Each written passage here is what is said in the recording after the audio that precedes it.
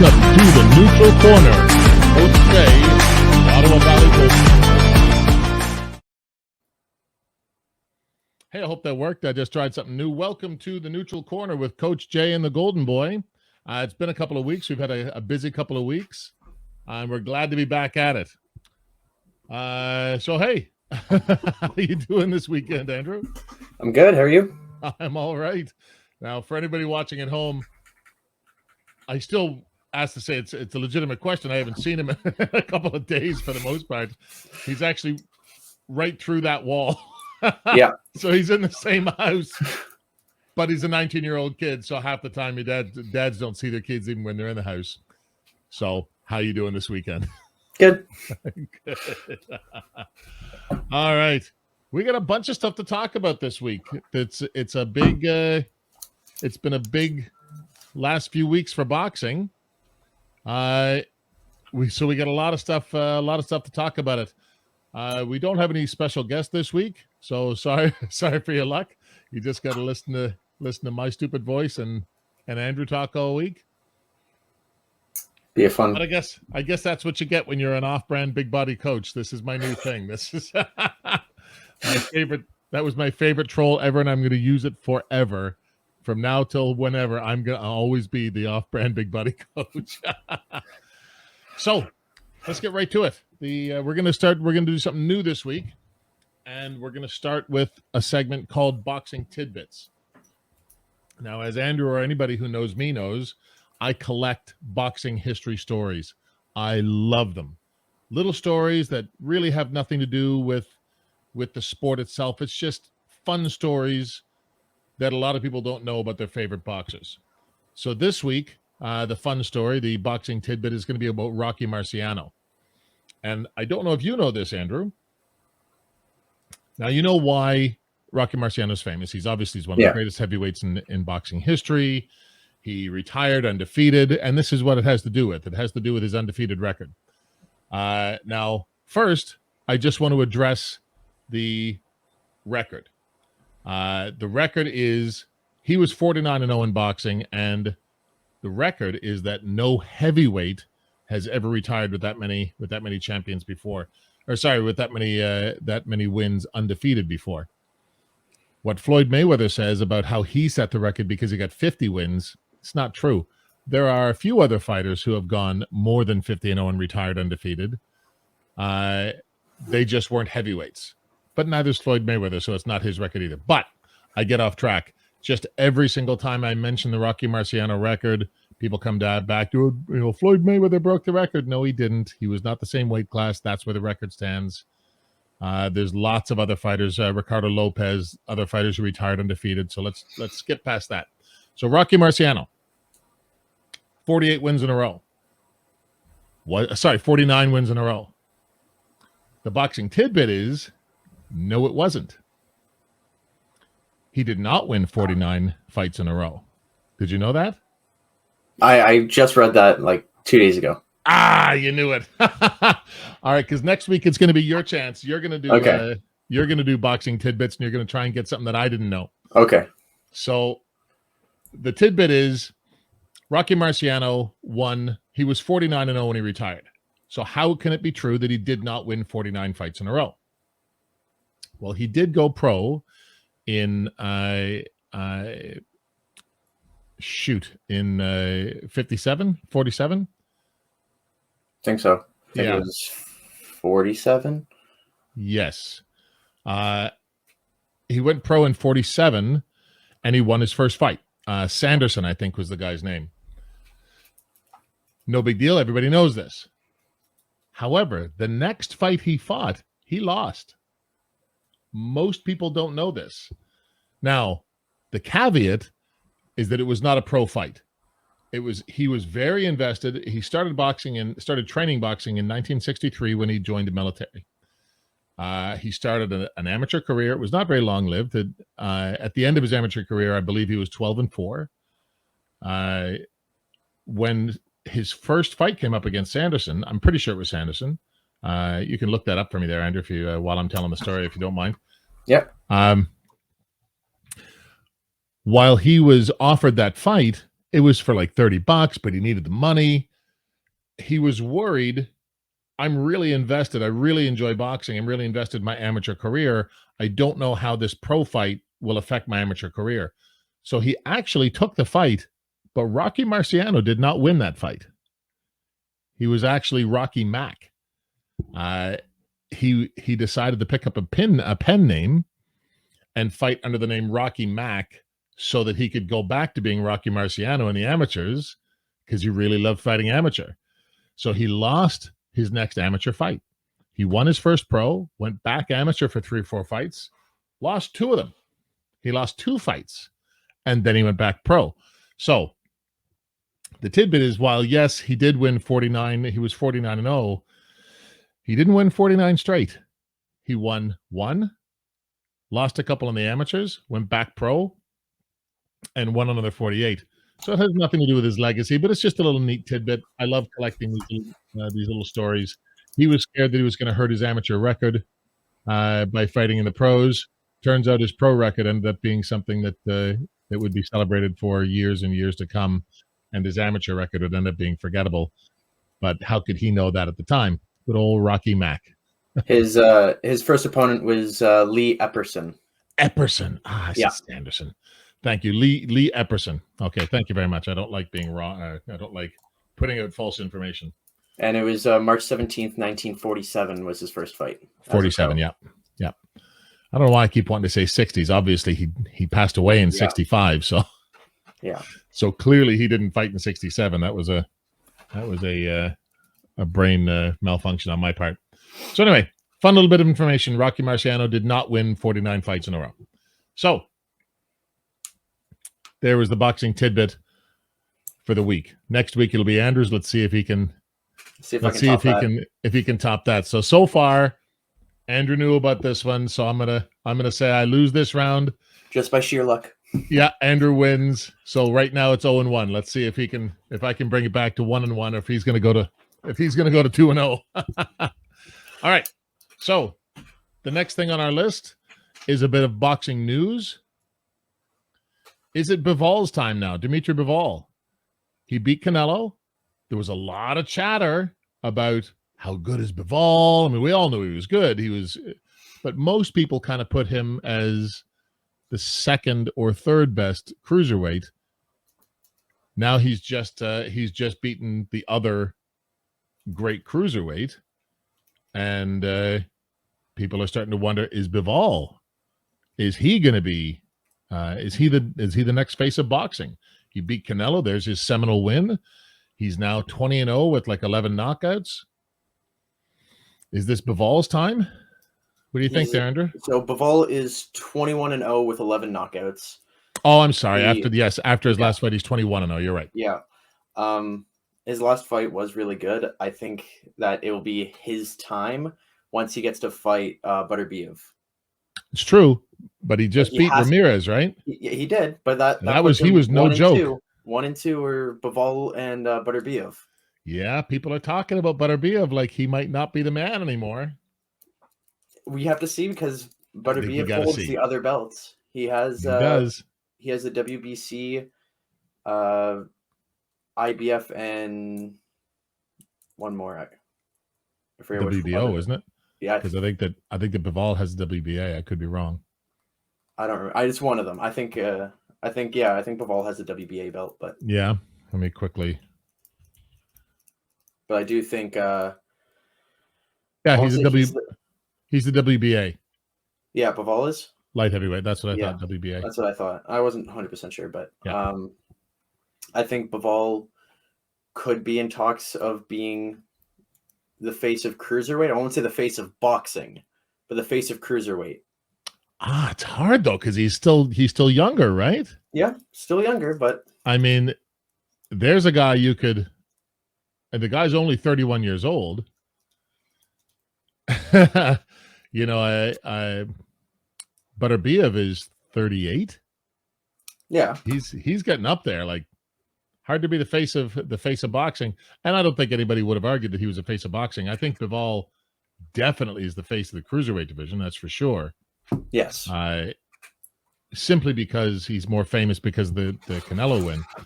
but I don't know. He's on a pretty good tear, and he's saying he has pretty much zero interest in revisiting Canelo. Yeah, that's what I've been hearing, which He is seems to interesting. It is interesting. I don't know what I think of it. I think it's probably smart. Maybe. I think it was a mistake on Canelo going up to that high, but yeah, he relies that's a whole so other much. conversation, though. That's a whole other conversation. You're right. He relies so much on that power. You and I talked about it. At some point, when you move up, your power stops being an advantage because your weight class catches up to you. Yeah. I mean, that happened to Pacquiao in the later part of his career too, when he moved up so far that he's still powerful, but not like he was in the smaller classes. Right. And Bivol's not a particularly powerful puncher. 21 fights, 11 knockouts. Yeah. But he's so technically sound. They were talking about he might have the best 1-2 in boxing. Yeah. Well, they were talking about when him and Canelo fought, it was a battle of pros versus amateur, with Bivol having such a amazing amateur record. I can't Great remember amateur style too. Can't remember his record off by heart for amateurs. Yeah. He was one of the highest amateurs for the longest time. I think he had like 200 fights, close to it at least. Bivol, if I'm not mistaken, was close to 300 fights. It was like was it that many? 265 and 15. Wow. I'm pretty sure that was his record, is 265 and 15. But yeah, he was a savage boxer. That's what they were saying when he was fighting Canelo. It was a battle between pros and amateurs. Well, his work rate was you and I said it when we were watching it was the amazing. Fight. Yeah. We said he's not outboxing him. He's outworking him. Yeah. And he was. He wasn't getting outboxed. Every time Canelo tried to do something, it was successful. Yeah. But Bivol wouldn't go away. He wouldn't stop. His work rate was so high, and Canelo just thought eventually my power is going to get to him, and it didn't. Nope. I think he hit his ceiling at I think that's his power ceiling, where he's still probably pretty powerful, but it's no longer, you're not fighting middleweights that are like, gee, they can barely stand your power. You're fighting light heavyweights that are like, dude, we fight heavier than this. Yeah. You know what I mean? I think I agree with you if that's what you were saying, that until he faces Butterbiev, even though Butterbiev isn't as popular, I really think that Bivol, it's hard to deny that he's pound for pound one of the top 2 or 3 if he beats Butterbiev as well. Right. Do you have anything else to say about that one? Nope. All right. Well, here's a related one. Leads right to the next. WBC has removed Russian fighters from their rankings. Yeah. Yeah, I read about that. So Russian boxers won't be able to fight for WBC belts, which means that the Bivol and Butterbiev fight is going to be hard to see. Now, Butterbiev... But remember, Bivol has the WBA. Bivol has the WBA. Right. So he can fight for it, and I don't think they won't. They didn't strip their champions though, did they? I don't remember seeing that they stripped their champions. Didn't read about stripping their champions, but the WBC isn't letting anybody else that isn't already on their that isn't their champion fight for that belt anymore. Right. And with Butterbiev being the belt holder, they're not stripping him of his belt. Mostly because, go ahead. No, go ahead. I think you were going to say what I was going to say. Yeah, because so Butterbiev has lived and is continuing to live in Montreal for over 2 years now. Yeah. And so the WBC doesn't recognize him as a Russian citizen and more of a Canadian citizen, where he is able to continue to hold that belt and fight off that belt, where I don't think that's the case for Bivol, where Bivol won't be allowed to fight for that belt. So if they do fight before the Ukrainian war ends, then he won't even get that belt. He won't get the WBC belt. Oh, wow.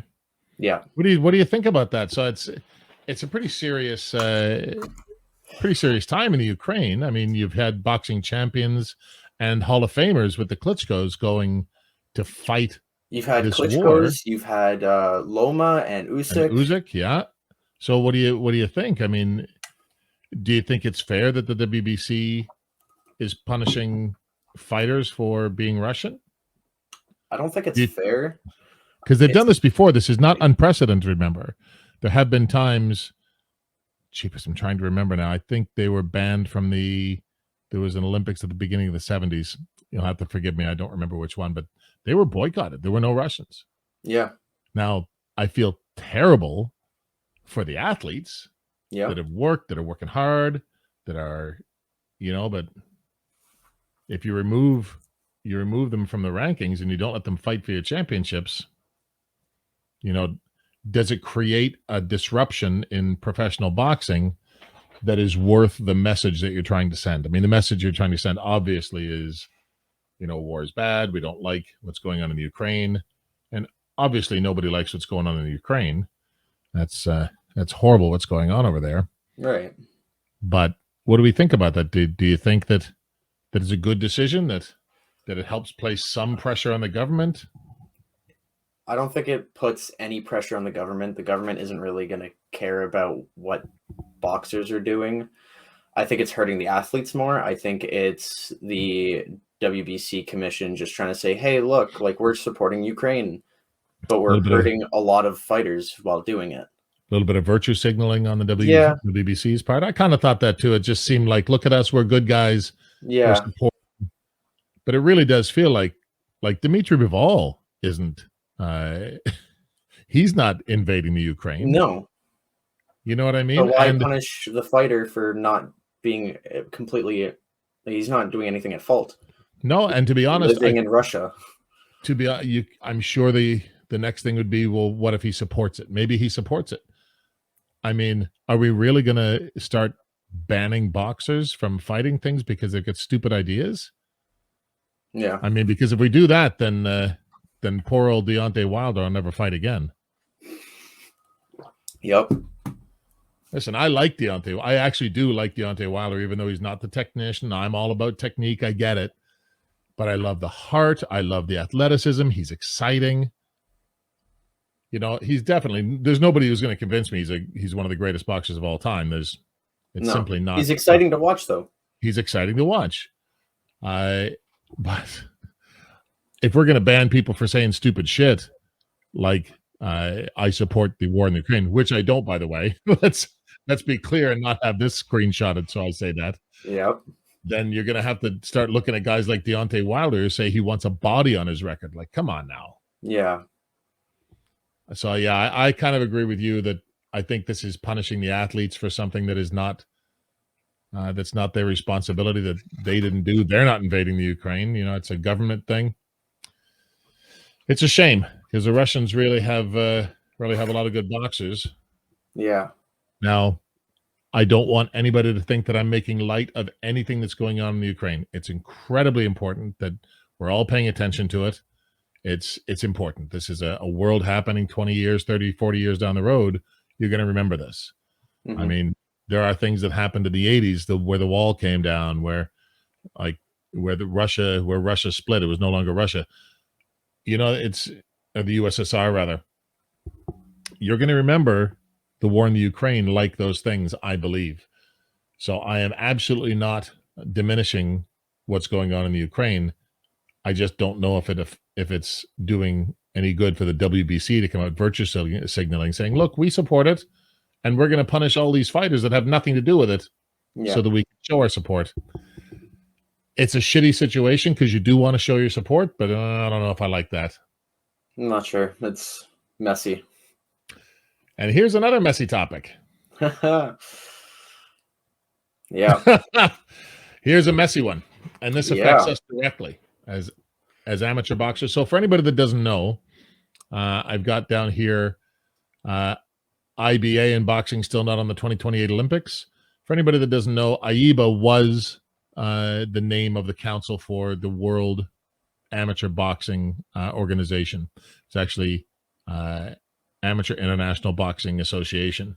Yeah. That has been disbanded, and they've been rebranded as IBA, as the International Boxing Association.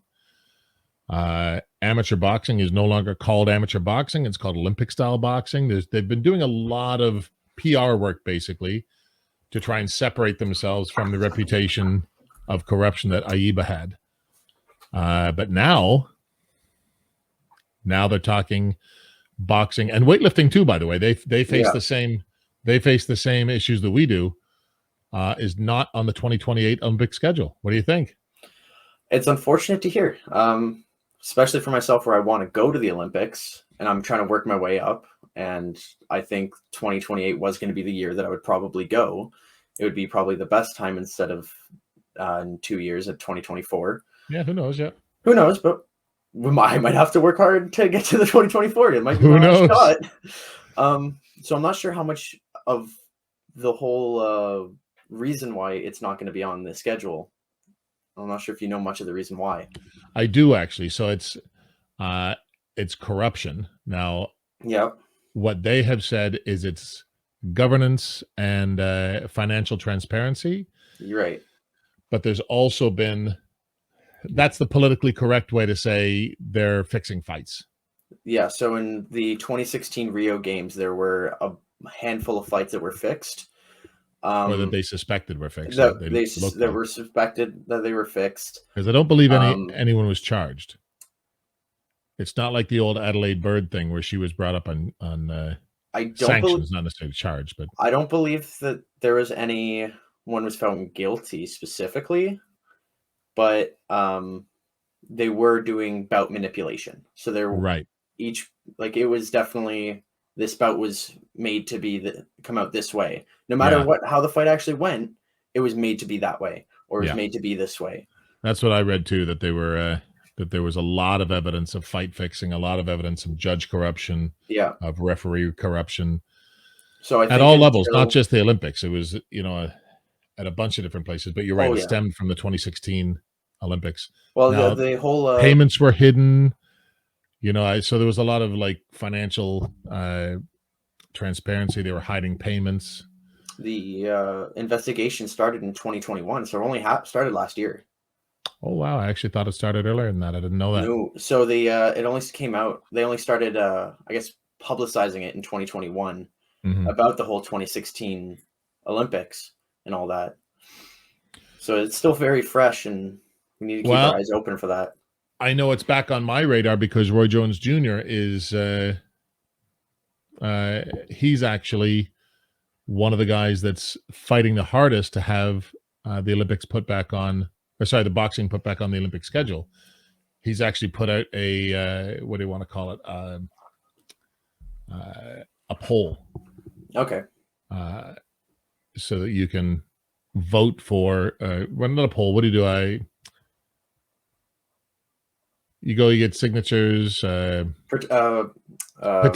Petition. Thank you. Yes. So he's petitioning, and he's got quite a number of thousands of signatures. I hope that it gets huge, because remember, boxing is the world's first sport. Yeah. It's the world's first documented sport.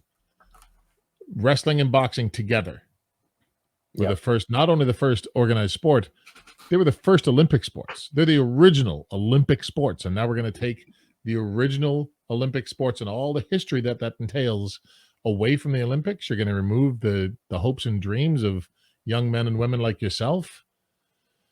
Yeah.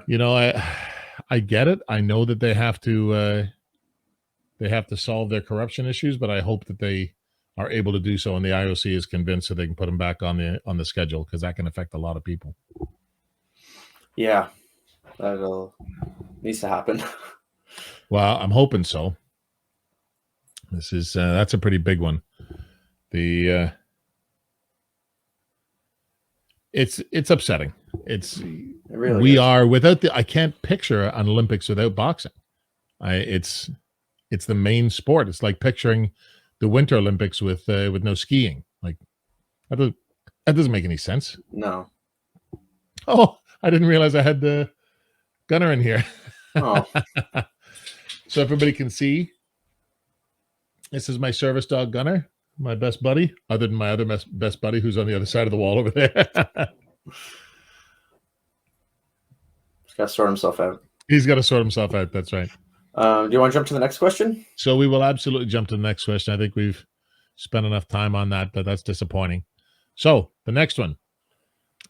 I don't know if how much you know about this one. I don't know much. So did it was a little bit of research. It was a super middleweight fight, and the Kazakh fighter's name. Listen, I'm going to have to look down and read this because I don't want to misread it. It is, yeah, and I am old, so I have to look like that to read it. Adios, Yerbasanuli. Adios, Yerbasanuli versus David Morrell, super middleweight. Okay. They had fought. They were fighting. I think it was in the 10th round. He got put down. He'd been put down a couple times. And now he's been put into an induced coma. Nobody knows if he's going to survive, but it's been all over the boxing news. Let me just give you a little bit of extra information about this so you can talk about it a little better. But they were fighting, and in the 10th round, the assistant coach wanted to stop the fight. He saw that he was taking too much damage. I believe two of the cards that were judging had said that he was behind, not just behind, that he had lost every single round. Yeah, and one card had him winning one card round. had him winning one round. Have you ever heard of somebody winning all 10 rounds? No. I mean, you watched the Wilder fight, the first one, and he was thoroughly outboxed, and he still took like 2 rounds. Yeah. You know what I mean? And that was might have even been 3, but he still took rounds. Yeah. How terribly do you have to be outmatched to lose all 10 rounds? Well, I'm going to tell you how terribly, because at this point, CompuBox says that the punch count was 237 to 82. Jesus. 70% of which were power shots. So they were so at least the other guy was throwing bombs. Yeah.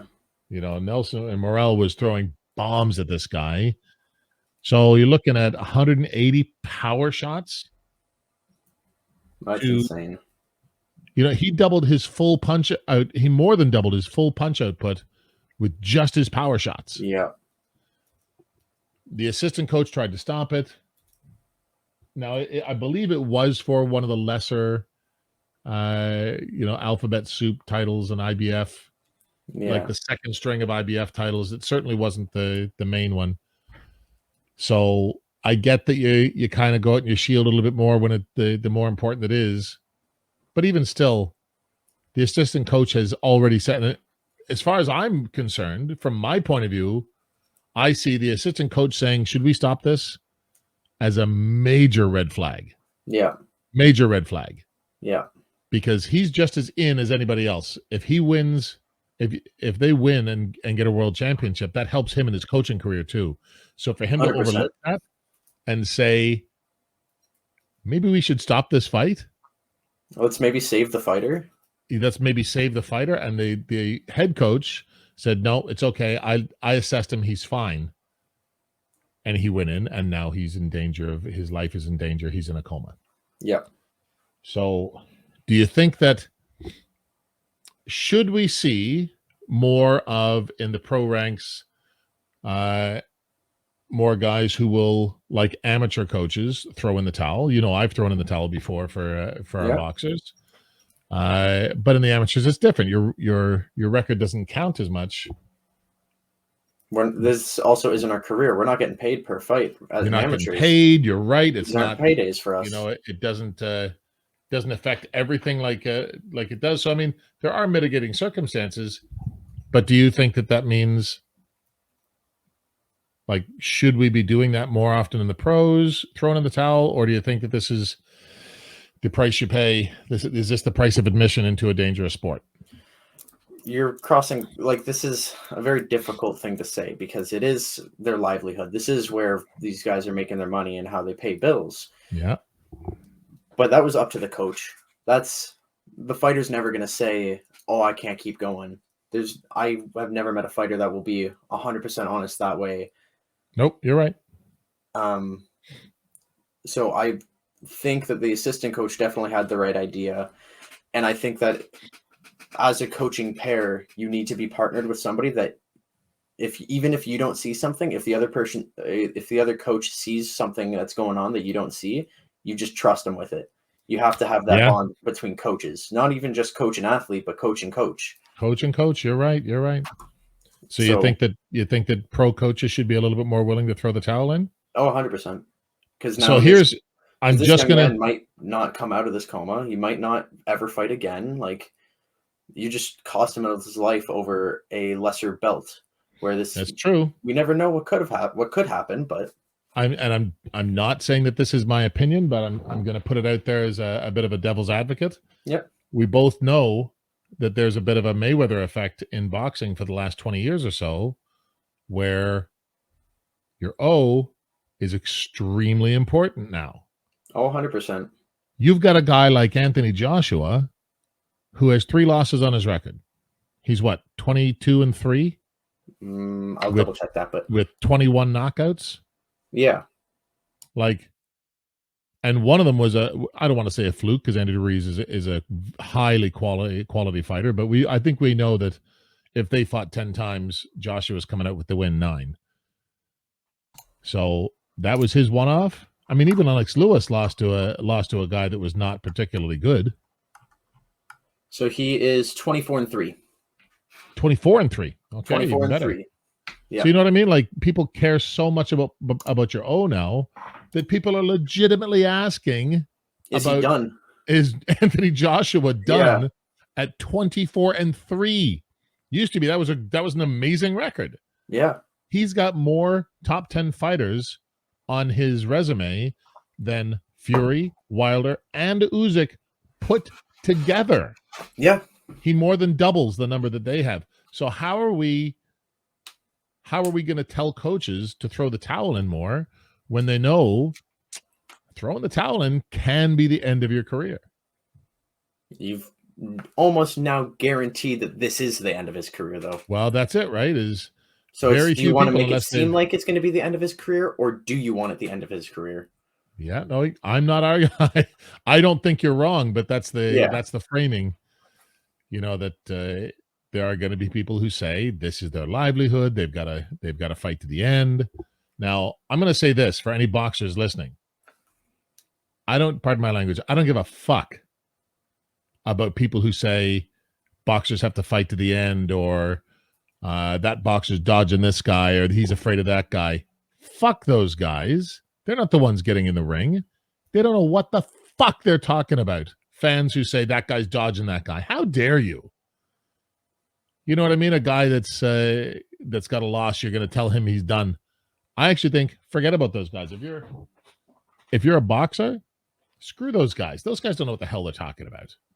So yeah. I don't want to add to that culture of you get a loss, you're done. I don't think you are. I don't think that a true champion has been measured until he's lost. Where he's lost and come back. Where his adversity is. Yep, time and time again. I see it. There are guys who can bounce back from it, and there are guys who cannot. Prince Nassim was one of the ones. Great guy. People thought, great guy. Not a great guy, but you know what I mean? Like, great boxer. Yeah. People thought he was going to go down the Hall of Fame. Around the rise, he was like 31-0 before he lost one. Yeah. He was beating everybody in his division. And he took one loss and he quit. Took one loss. Wasn't mentally tough enough. Bye-bye. He wasn't tough enough. No. So can you really call him one of the greats? No. I don't. I think that you've got to have that mental toughness. So it's a hard thing to say. Yes, stop fights sooner, but then in this climate. But yeah, I'm always. That's all up to the coach, though. I agree. I'm always going to side with the coach on that. Like Malik Scott when he stopped the fight. Well, I guess it wasn't Malik Scott. I can't remember his name now. The one who stopped the fight for Wilder. Yeah. Malik Scott's his new coach. I'm trying to remember the other guy's name. But yeah, I think that they should be as well. That the coaches should be more open with throwing those things down, throwing that towel down. I've certainly done it before, and you're 100% correct. Fighters will never say yes. No. I've had a fighter that was bleeding. His face was red from top to bottom. He was bleeding and dripping all over himself. And he still wanted to go back in there for the last round. I'm like, nope, I don't see a pathway to victory. And there's simply no reason. No. Now, of course, he flipped out at me, and I'm the bad guy, and I'm the bad guy. But to his credit, maybe 2 hours later, he called me on the phone. Coach, I'm really sorry. I know you were just taking care of me. I know you love me. I know that this is the best decision, that you made this decision for me. I just wish that kind of attitude can not only get into the coaches and fighters' heads that are competing, but honestly, I wish it would be a little bit more held to the forefront with fans as well. Yeah. Because I really hate when fans are like, that guy quit on his stool. That guy, he's afraid. He quit. He shouldn't quit. Who the fuck are you to tell a boxer who fights for a living that he's a coward because he didn't finish the round, so that you could finish watching the fight, so he can entertain you. He's not your entertainment monkey for his life. Yeah. You know what I mean? People like that drive me crazy. Anyway, so yes, I agree with you. Right. Here's one that's going to be hard for both of us to talk about. Yeah. Because we're both fans. We're both on the same side of the coin here, I think. Yeah.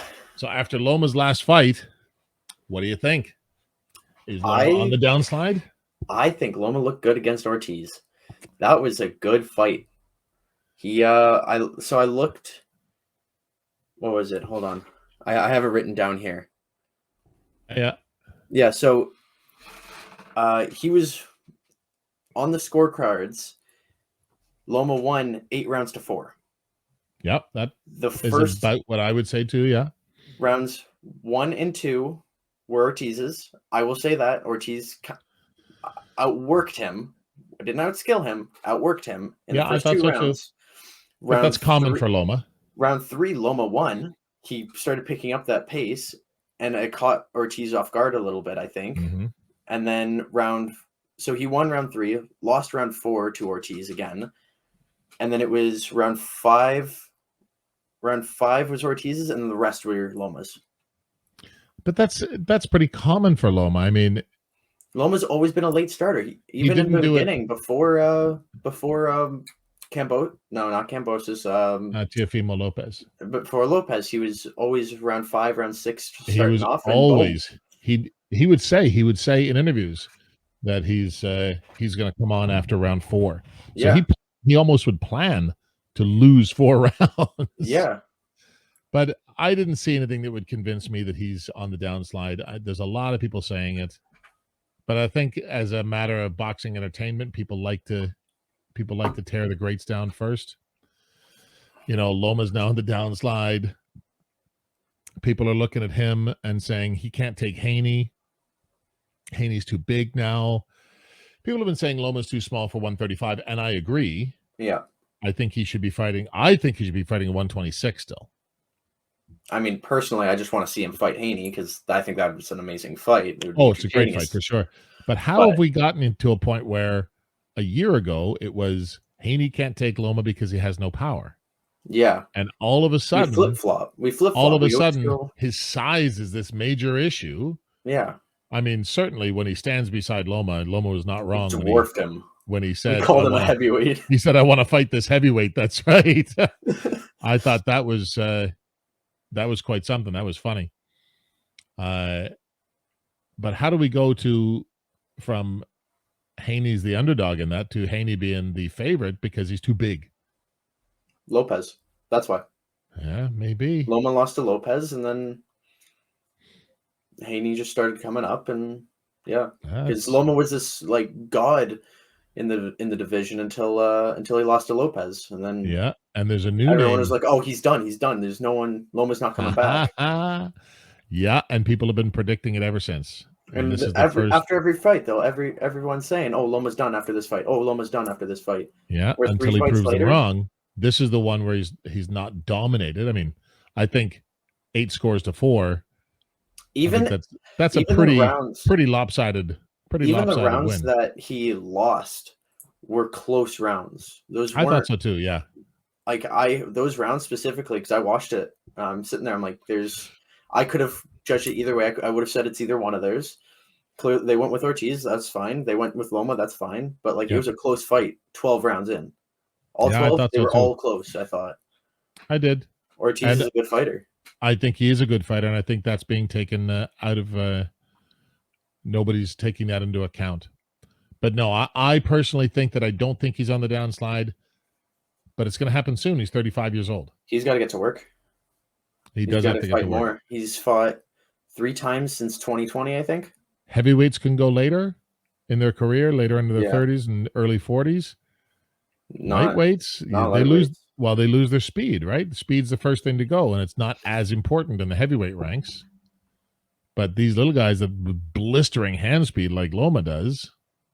I think his hand speed probably has taken a little bit of a hit. Yeah. Where it used to be that he had faster hands than anybody he was in the ring with. Well, how long was he out for his knee surgery? He couldn't train for... Yeah, he was out for a little while there. He was out for a little while when he went to Ukraine to fight as well. And then he was out for the war. Yep. So he came back from surgery and then went right to war. So what's your thought? War or no war? Is Loma on the downslide? No way. I don't think he's on the downslide. I think he's coming back. All right, let's get your prediction there on Loma Haney. I think it's gonna be a close fight. I think it's gonna go all 12. I think it'll be like a 7-5. Yeah. Oh, 7 close. to 5. I think it's gonna be a very close fight. Really close, eh? It's either gonna be a close or it's gonna be a tie, and they're gonna have to do a second one. That's how I see it. Now, if you were talking Shakur Stevenson, I think I'd agree with you. I think Haney, I don't know if he'll put him away, but I think he'll frustrate him and dominate the rounds 4 through 12. Who, Loma? Loma, yeah. I think his defense will just mess him up so much. I think it'll frustrate him, yeah. I think it'll mess up his range and everything. I think it'll be a good fight, though. That one I'm excited to watch. They already said that they want to do it. Yeah.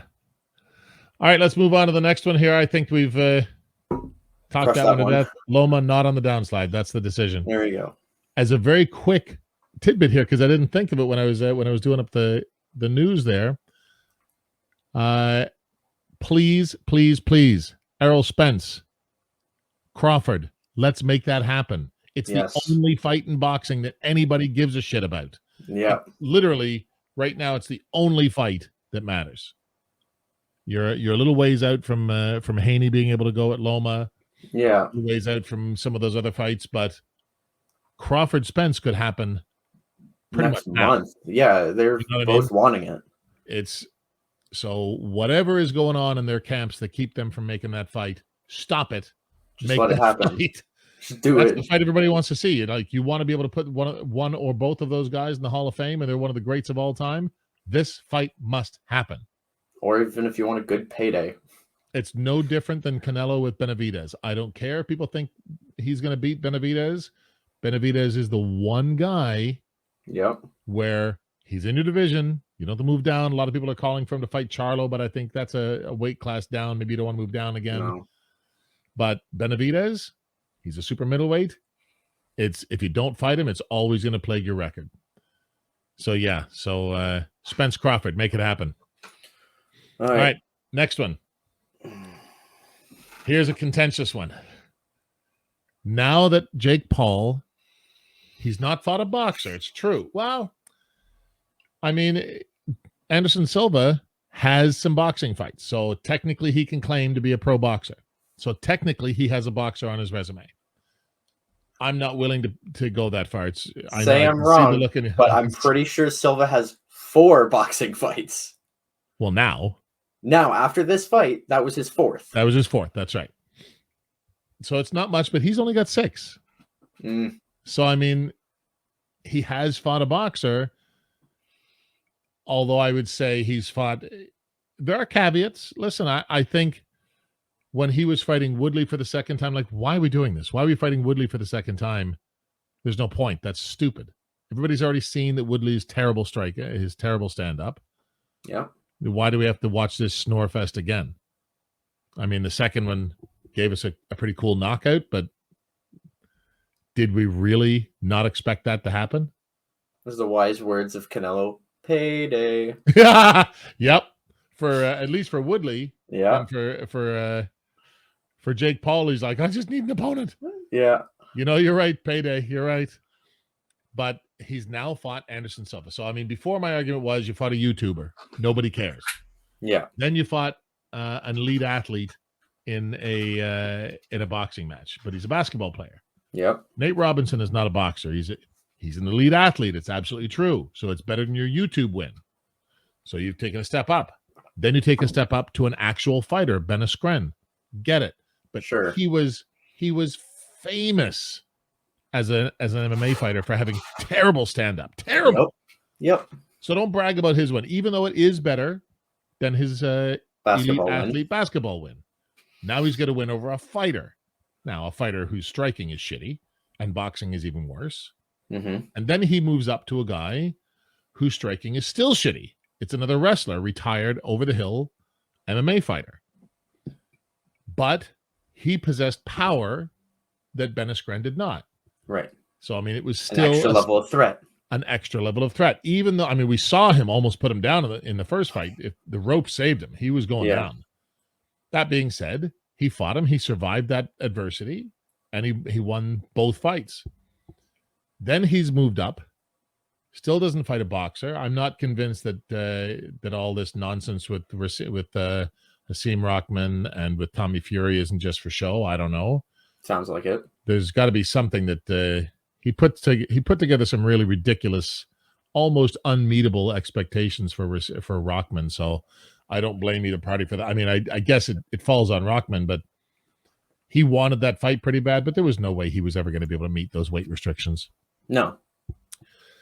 But now he's fought arguably the greatest striker to ever fight in MMA. And that's Anderson Silva. And you can't say he's not a boxer. I mean, I get it. He's not the boxer everybody wants to see. They want to see a career boxer, somebody younger. But he fought Julio Cesar Chavez Jr. Okay, you can't say. I'm not saying. No, you're right. I know exactly. No, you know what you say. You go ahead. Chavez Jr. is a joke right now. Sure. He is. That was not a amazing win. Yeah, cool for the name because it's Chavez's son, but are you saying that Chavez, remember, there's levels even at world class. Yep. Are you saying that Chavez Jr. is not world class? I'm saying he's very low end, high class. Yep. Which I think his name kind of brought him up some of it. Oh, for sure. His name is carried him most of the way. Absolutely. But he is a world-class boxer. The one now, shitty or not, but shitty boxer. What were you going to say? You the one what? Yes, Silva is world-class, probably the best striker in the UFC that lived. Yeah. Striker. His kicks. Not boxer. His kicks were what made him amazing in the UFC. His head movement he was great with that. His hands were great too. Have you seen some of the clips from the Paul fight? Yeah. Silva was toying with Paul. I kind of thought so too. I thought like he was toying with him, and how they had the scorecards at the end. One ref had it 77-74, and two refs had it 78-73, all in favor for Paul. What? All rounds. So one ref had the scorecard 77-74 for Paul. Two refs had it 78-73 for Paul. 78-70. Because there were only 8 rounds, so yeah, I don't know. When I looked it up, it was 78-73. Yeah, but it have 77-74. 70. Oh, that's a weird one too. But I don't know how anybody would say that he lost every round. That doesn't make any sense to me. I don't know. It's nonetheless he beat Silva. I have a hard time with people who say that it's fixed. Maybe this is just my fanboy brain who refuses to believe that a proud man like Anderson Silva would throw a fight. I don't think he would. I don't think so, right? So we kind of have to start giving him some level of credit, right? Who, Paul? Yeah. I mean, there's a world-class... I will say it's good for him for taking that win. That was... quality win. Sure. He still needs to face a boxer. For sure. Pure boxer who doesn't have a MMA background, who has dedicated his life to boxing, who is actually good, who will give him a challenge. Like, I get it. Like, he's paying for the best trainers that he possibly can through his millions of dollars that he sits upon. For sure. But you need to start facing somebody, that's up and coming. Yeah, that isn't just a waste of your money to fight, but somebody that will challenge and will actually give you a good sight. So here's my devil's advocate. Do you think that guys like Tommy Fury or Hakeem Rockman Jr. have faced anybody on the level of Anderson Silva at this point in their career? Be honest, I didn't really. Tommy Fury, no. He absolutely hasn't. No, he hasn't. You're right. No, he hasn't. But what is it, Rockman Jr.? Yeah. I haven't seen him fight. I haven't seen a lot of his fights, and I don't know much about Rockman Jr. Well, I'll tell you, he's never faced his last fight was against somebody reasonably good, and he got knocked out. Okay. But at this point in his career, his last fight is better than most up-and-coming boxers will fight. So, I mean, I think we have to start giving Jake Paul some credit, at least being world-class. Maybe he's not championship level yet, and like you say, maybe he's at the low end of that class, but at this point, we have to admit that he's there. Do we not have to admit that I'm not convinced by his, by what he says, that he's a serious boxer. We'll see about that, but I think we have to start giving him credit. Do we not? I don't know. I have a hard time giving. You're just not going to say it. I have a hard time giving somebody credit when this is clearly just pays for him, just to make him more and more rich. And once it stops paying, he's going to stop doing it. And he doesn't care about boxing. He just cares about money. Yeah, it's Floyd Mayweather was the same, though. He said it. And I hate Mayweather too. Wow. That's understandable. So I think he's painted himself into a really hard spot. Yep. Because there's a couple of things that have to go into, is it worth Jake Paul's time to fight somebody? Yeah, he could fight somebody like James Wilson, the Black Beast. Like they could fight James the Beast Wilson, rather. He could fight someone like that, but nobody knows who he is. So is the payday that he would have to give James Wilson more than is commensurate with his level of fame? Anderson Silva, like, he's got all the fame in the world. You can definitely do that, but now he has to find a boxer who's in his class or he thinks is beatable. Because come on, he's still up and coming, so that's what everybody does at that level. So he wants to find a winnable fight, but somebody that is going to generate some interest, because he's got big events now. He can't be on the undercard of somebody else's card getting $2,000 for a fight. That's not where he is. I already got a name. Oh, let's hear it. Ryan Rizicki. Give him Ryan. Oh, what a fight that would be.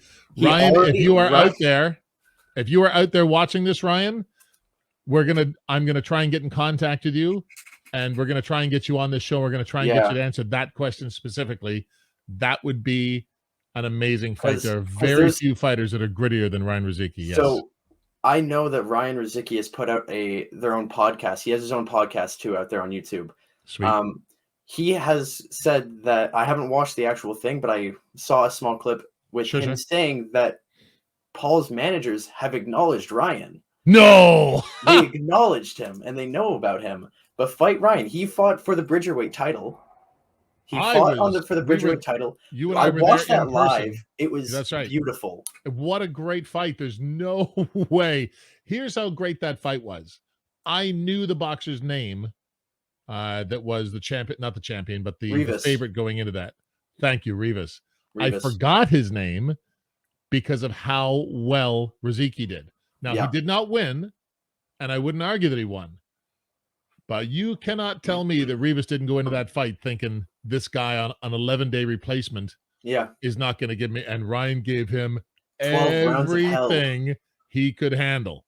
12 rounds of hell. I've never seen it. There's no way he expected that. It's insane. He thought he was coming in for an easy payday to fight some replacement, and Ryan Rizicki made him fucking earn it. It was a great fight. Honestly, it was, and I came, even in a loss, I came out a bigger fan of him. But I think that's the name that Paul fights. That's a great name. It's a good name. Is he famous enough? Like, do you think that could he draw the interest? Very, very first title fight for Bridgerweight carries a lot. Well, it does, but I don't know. Like, do people know who he is? And is that a smart fight for Jake Paul at this point? Riziki has got a chin, man. He does have a chin, and I'm not saying he doesn't. I just want to see that fight. I love Brian. I love how and great you he want to is. see him beat the shit out of Jake Paul. Just a small bit. Well, but then it gets an up and comer. Like Jake Paul wants to praise. Oh, I want to get these up and comers getting good pays. Fight this up and comer, then fight him. He's a good challenge. So, what would you think of this as a business guy? Because I'm trying to think like a coach, like a trainer. Him being on his on one of his cards, but not being the main card with him, and then the second card, him being his opponent once he's got a little bit more name recognition. Sure. I still don't know who he fights next, but that's what a great name, Ryan Riziki, for his next. Get him on there. Fight Ryan. All right. I'm with you. I think that's the name. And if you haven't seen Ryan Riziki fight, look him up on YouTube. You will not regret it. He is a warrior. The guy's got a chin like granite. He's a grinder. So much fun to watch. The guy just puts his head down and goes to work. It's a lunchbox performance if I've ever seen it. I'm 95% sure his nickname's the Bruiser for a reason. Oh, yeah? I think it's called the Bruiser. So, yeah, that's amazing. He's been amazing. That's my pick, too. Good choice. Very, very good choice. So, let's get down to, we're running lower on time here. Reddit Q&A. We're always going to have this as the end of our show, Reddit Q&A. So, I've got some questions from Reddit. Andrew has picked them out from a thread we had there asking about the Ask Coach Jay portion. So the first question is, and Andrew will correct me or elucidate if I misrepresent these questions. Who asked this question, Andrew? I didn't put this one down. So this was by Bronze Shadow. Bronze Shadow. So Bronze Shadow asks, people say have an objective when you're shadowboxing or working on the bag. What does that mean? So do you want to cover that, Andrew, or do you want me to? I can cover some of it. You're gonna have to correct me if I don't say it properly. But the way that I see it as have an objective is, if you're doing 3 rounds of shadowboxing, make those 3 rounds of what do I want to accomplish in this round? Do I want to make sure that I can establish my jab properly, that I'm moving around, that I'm able to add my head movement in between my combinations? And you don't want to work at a fast pace. You're not working at fight pace. You're not going to be throwing as fast as possible. Flow through it. It's just a warm up. Flow through it and make sure that your movements are nice and fluent and you're understanding everything. Yeah, that's exactly what it means. It means have a plan. So when your coaches call them empty rounds. So if you just get on the bag, you can get on the bag, have 10 hard rounds on the bag, but those are empty rounds. I mean, it's muscular endurance, it's fitness and all that stuff. But did it make you a better boxer? Not really. No, because you're not concentrating on anything. When you're hitting the bag, am I hitting it at full extension? Am I crocodile arming my punches so I'm in range of hooked punches when I'm throwing straights? When you're shadowboxing, am I establishing my jab? Am I practicing my movement? Am I worried about my second attacks? Am I on the defense? Am I practicing running and jabbing when I'm hurt? Situational training in here. Absolutely true. You need to have an objective. For this first round, I'm going to say he hurt me early, and I'm just trying to get away with my jab. Yep. Practice moving and throwing that jab. Practice faking directions. Fake left, go right, keep jabbing. Those things will help you. Hey, buddy. Those things will help you develop as a boxer more than just having those empty rounds on the bag or in shadowboxing. So I hope that answers your question. Have an objective, have a plan, almost a scenario in your head. What am I looking for? Am I looking on the heavy bag? Light punches and mixing up, boom, boom, where you're building up towards manipulating gloves to get that one big shot in, or is every shot, are you smashing his guard? Are you working on 1-2 defense, second attack? Are we working on, you know what I mean? Like there's always got to be something that you're working on that's in your head. Don't just get out there and start shadowboxing. They're empty rounds. Have a point to it and run your training that way. Like you've got to point to it. What is my objective? Exactly. So if that makes sense to you, then I hope it does. If it doesn't make sense to you, write to me on Reddit, and I'll answer that again. So next one, I get this one a lot. This question is by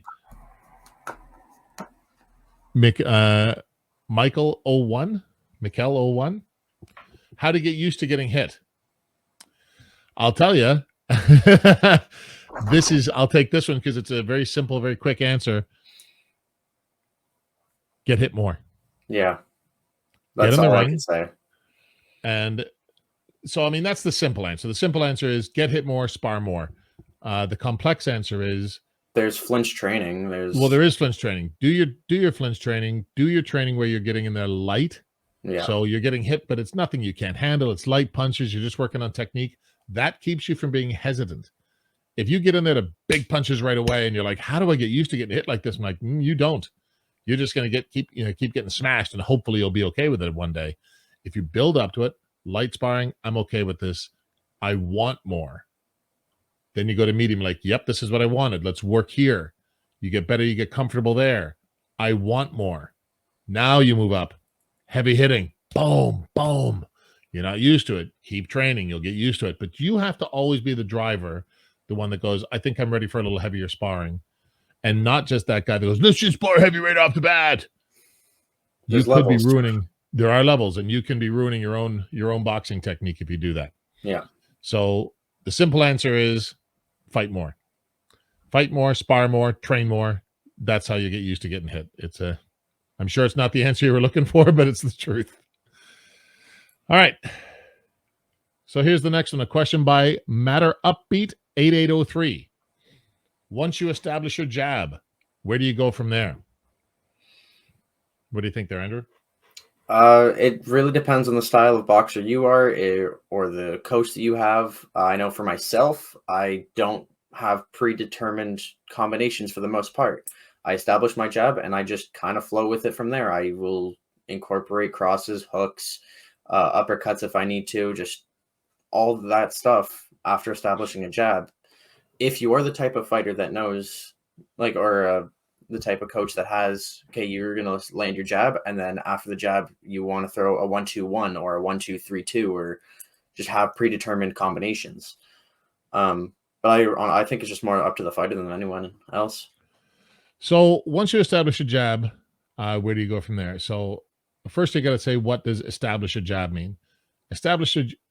If you've established your jab, what that means is I now expect your jab. You've used it with enough frequency that I now expect you to use your jab in certain situations, and I'm kind of waiting for it. So once I'm waiting for it, now I'm anticipating a jab. You fake the jab, come into something else, and they get hit.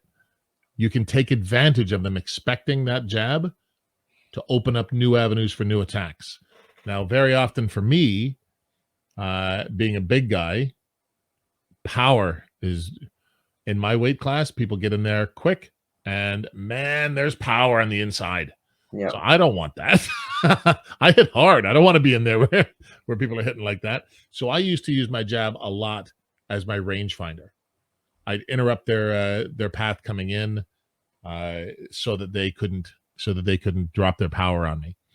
But a lot of people use it differently. I mean, how to enter, how to exit, how to maintain your range. You're probing defenses. You're faking. You're manipulating gloves. There's a million things you can do with your jab. So I feel like this is a question it's really hard to answer with any real accuracy. Once you establish a jab, where do you go from there? You can change levels, come up with a big power shot. You can be setting up different combinations by probing their defenses. But you definitely, you know what? Here we go. Here's how because you're right. It's going to depend on your style. It's going to depend on everything else. But what I will say is once you establish a jab, now you turn into a boxing computer. Everything that your jab does, you now record it. In your head, you're like, okay, this is what this makes him respond. A jab makes him respond this way. A jab makes him respond this way. Moving this way, the jab makes him respond that way. That way you can now figure out his defense, figure out the puzzle that is the boxer who's across from you. And your jab is the one that's going to gather that information for you. So where you go with it with your technique is going to be dependent, like Andrew says, a lot on your coach and on your specific style. Yeah. But that's what you're going to do. Once you've established it, you're going to start taking information and starting to try and solve the problem that is your opponent. So I hope that helped. All right. We have time for one more question. One more. Whew. Okay, I'm going to do both, but I'm going to do this one really quick. Imp1347 asks, basically, it's a long question, but it is a very long question. He trained in a kickboxing gym. They got him to do one stance. He moved somewhere else. They got him to do another stance. So now he feels he can do both stances. Should I train both stances? My answer is no. You're going to get a lot of people who say, absolutely, it makes you more versatile. Absolutely. But I'm going to tell you a quick story, and I tell this to everybody who does this. There's two ways to think about it, and neither one of them are good for the switch hitter. Until you are what I would consider an experienced amateur fighter, you definitely do not train both stances. It's two completely different skill sets. You've only got so many hours during the day. So I always say this to people. If Andrew has 1,000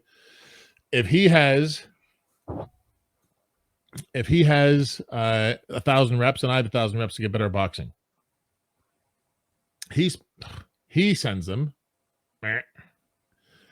He spends them all on orthodox. I spend 500 on orthodox, 500 on southpaw. Who's the better boxer? I am. You are. Now it's true. I will be a little bit more versatile. And if you come to my gym, I'll have some stuff I can teach you, even though you're the better boxer. Right. But you will be the better boxer. You will have better timing. You will have a better grasp of your stance and your movement. You will have a superior until you get to the point where I don't want to say mastered, but you've come close to mastering those techniques.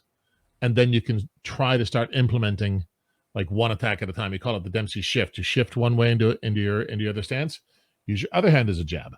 It's still changing stances, and then you shift quickly back. Maybe after another 10 fights, you start being able to throw a 1-2 from that other Dempsey shift into a Dempsey jab, which is what we call shifting into a jab. And then maybe you're throwing a 1-2. But until you're really experienced, I really think you're taking away from your overall skill level if you train both stances. So for me, no, I don't disagree. So for me, he started off in kickboxing out of orthodox. He went to a boxing only gym, and they made him go southpaw because he's left-handed. I say, since you already did a year in kickboxing in orthodox, you've learned a year already into orthodox. Why rewrite your training? Just continue from there. Like he said in his post, he's left-handed. He writes, he opens doors, he carries things all with his left hand dominant, but he's in sports, he's always been right-hand dominant. Mm-hmm. So if that's going to be your more powerful hand or more dominant hand in sports, then stick with it. Don't switch back. Yeah, I think maybe you've picked up a couple skills here and there. Maybe it has wasted some of your time. But if you've taken out of that, you've got a couple of left-handed skills, use them. Develop them as part of your style, but don't continue. Yeah. Use those limited skills as part of your style. Don't try and expand those skills until you're good enough to do so. That's a hard line for fighters to draw. I wish more coaches would tell people, settle down, let's work just on this. So anyway, I'm not a big fan of switch hitting until you're very experienced. I think that sometimes people love to look at the pros and go, I want to fight like that, and choose their style before they actually get in the ring. You don't do that. It's your style and your coach. They choose your style based on your skills. It's not what you find entertaining. It's what your coach sees as effective. So when you're very experienced, maybe you can try that. But until then, just do what your coach says. So the last one, I wanted to cover this one because it was something you and I discovered in Thailand. Yes. This guy says, basically, I belong to a Muay Thai gym. Their classes were more like classes where you came in, you did technique, you did warm-ups. But a lot of other boxing classes just have kind of open gym where you go in, you work, and there's a coach, and if he's there, he'll come and give you a hand with pads or whatever. But it's a lot more individual. Right. And he's saying, this is 65_289 from Reddit, is saying, basically his question boils down to which is better, open gym versus classes. I will say this. There is a lot to be said for both ways. The old school boxing way is open gym. Yep. and a lot can be done that way. I've never run my gym that way, but that's because I live in a small town. We just don't have enough traffic to have an effective open concept gym. We still have open gym time, but it's just not utilized the same way as these other gyms. Classes are easy to use for small towns where you don't necessarily have that level of traffic, but you still need to impart those skills. You won't necessarily get the individual attention that sometimes you do at the open gym, and you definitely won't find open gym definitely develops. If you've got the traffic, you can see who's serious and who's not by who's coming in and who's doing the work. Right. Because it's not just a class that they come in and sit in on and then they leave. This is now they have to make their own time to come in, sit down, do their own work until somebody notices when they come over and give them a hand. Right. I think there's room for both. I'm a big fan of classes because it lets me keep a very tight hold on my boxers and what they're doing and where they are. And like I say, I live in a smaller town where the traffic simply isn't enough to support an open concept gym. Love to do it. We did it in Thailand. It was a great, it took us a week and a half or so to get used to it. Yep. But it worked. We go in there and go, well, what the heck do we do? Yeah. So eventually you and I started getting our work done. Yeah. So I don't know what to tell you there, 65289. I would say I prefer classes because I believe that you probably you're going to learn more in the class environment than you will in an open gym environment. That being said, if you're in a place that has lots of traffic and open gym is super busy, it's pretty awesome. Ask questions too. Always approach people and ask questions about stuff. If you're there's a great point, Andrew. If you're a quiet guy, classes are for you. Yeah. You need to be able to go over and talk to somebody, even if you don't know them. Absolutely. That's the best way to learn. That's what I had to do in Thailand. Open gym, you have to be able to go to the coach and say, I've just done this and this and this. What do you want me to do? Or how do I go from here? Or how do I do this? Or can I get in the ring? But you've got to push for your own training because you can get lost in the shuffle if you've got a lot of fighters.